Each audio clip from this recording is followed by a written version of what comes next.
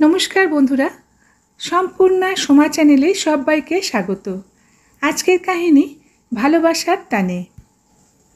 অনেক দিন আগে চীন দেশে লিউ নামে একটি মেয়ে বিয়ের পর তার পরিবার এবং স্বামী ও শাশুড়ির সাথে সুখেই ছিল।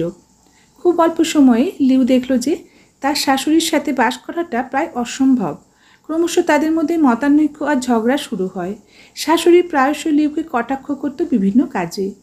পরিস্থিতি সবচাইতে খারাপ করলো যে দিকটা, সেটা হলো চাইনিজ পরম্পরা অনুযায়ী লিউ তার শাশুড়িকে সবসময় মাথা নুয়ে সম্মান জানাতে হতো এবং শাশুড়ির সমস্ত আদেশ মেনে নিতে হতো। এভাবেই দিনের পর দিন পার হয়ে গেল, কিন্তু তাদের বিবাদ না কমে দিন দিন বাড়তেই থাকলো। এই সমস্ত ঘটনা ক্রমেই লিউর স্বামীকে হতাশাগ্রস্ত করে তুলল। লিউ কোনোভাবেই তার শাশুড়ির এই ধরনের আচরণ বরদাস্ত করতে পারছিল না এবং সে সিদ্ধান্ত নিল যে কিছু একটা করতেই হবে। একদিন লিউ তার বাবার এক বন্ধু মিস্টার হংয়ের কাছে গেল, যার একটা ফার্মেসি আছে।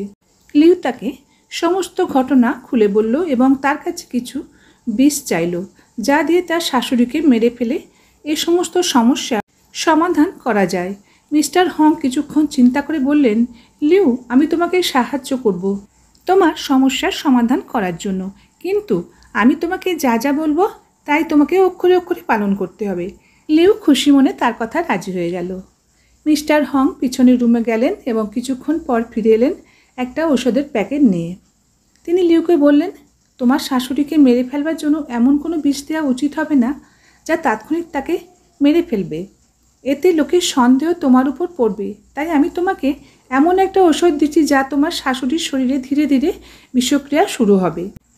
প্রতিদিন তার খাবারের সাথে এটা অল্প করে মিশিয়ে দেবে। এটার কার্যকারিতা শুরু হতে কয়েক মাস লেগে যেতে পারে। আর তাই তুমি তোমার শাশুড়ির সাথে একদিন ভালো ব্যবহার করতে থাকো, যাতে লোকের সন্দেহ কোনো ক্রমে তোমার উপর না পড়ে। কখনোই তার সাথে তর্ক করবে না, তার প্রতিটি ইচ্ছা পূরণ করবে এবং তার সাথে রানীর মতো আচরণ করবে। লিউ খুব খুশি হলো। সে মিস্টার হংকে ধন্যবাদ দিয়ে তাড়াতাড়ি বাসায় ফিরে এলো তার শাশুড়িকে হত্যা করবার কাজ শুরু করার জন্য। সপ্তাহ মাস পার হয়ে গেল।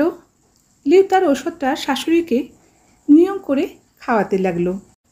সে সবার সন্দেহের ঊর্ধ্বে থাকবার জন্য মিস্টার হংয়ের উপদেশও অক্ষরে অক্ষরে পালন করতে লাগলো।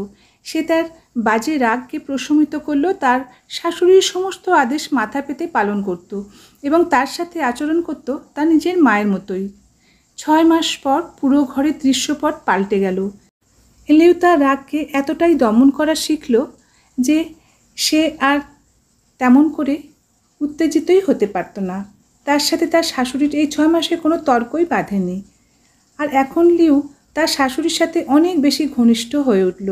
লিউর প্রতি তার শাশুড়ির আচরণেও পরিবর্তন হলো এবং তিনি লিউকে তার মেয়ের মতোই ভালোবাসতে শুরু করলেন। তিনি তার বন্ধুবান্ধব এবং আত্মীয় স্বজনদের বলতে লাগলেন যে পৃথিবীতে যত বৌমা আছে তার মধ্যে লিউ হচ্ছে সর্বোৎকৃষ্ট। লিউ এবং তার শাশুড়ি মেয়ে এবং মায়ের মতোই বাস করতে লাগলো। সব কিছু দেখে লিউর হাজব্যান্ড খুব খুশি হয়ে উঠল। একদিন লিউ আবার মিস্টার হংয়ের কাছে সাহায্যের জন্য আসলো। সে মিস্টার হংকে বলল, প্রিয় মিস্টার হং, আপনার বাকি ঔষধ আপনি ফিরিয়ে নিন এবং যতটুকু ক্ষতি আমার শাশুড়ির হয়েছে তা কাটাবার কোনো ঔষধ দিন। তার মধ্যে অনেক পরিবর্তন হয়েছে এবং আমি এখন তাকে আমার মায়ের মতো ভালোবাসি। মিস্টার হং হেসে সামান্য মাথা ঝাঁকিয়ে বললেন, লিউ, ভয় পাওয়ার কোনো কারণ নেই। আমি তোমাকে কোনো বিষ দিইনি। যেটা দিয়েছিলাম সেটা ছিল এক প্রকার ভিটামিন, যা তোমার শাশুড়ির স্বাস্থ্য ভালো হতে সাহায্য করেছে। একমাত্র বিষ ছিল তোমার মনে এবং তার প্রতি তোমার আচরণে, যেটা তুমি পুরোপুরি ধুয়ে ফেলেছ তাকে ভালোবেসে। শিক্ষা: মনে রাখবেন, যে যাকে যতটা ভালোবাসা দেবে প্রতিদানে ততটা ভালোবাসাই পাবে। আপনি যেমন ব্যবহার করবেন তার থেকে ভালো ব্যবহার আপনি আশা করতে পারেন কি? ভালো ব্যবহারই মানুষকে সুন্দর ও সুখী পথে নির্দেশনা দেয়। সমাপ্ত। ধন্যবাদ। কাহিনীটি যদি ভালো লেগে থাকে অবশ্যই লাইক, শেয়ার এবং কমেন্ট করবেন।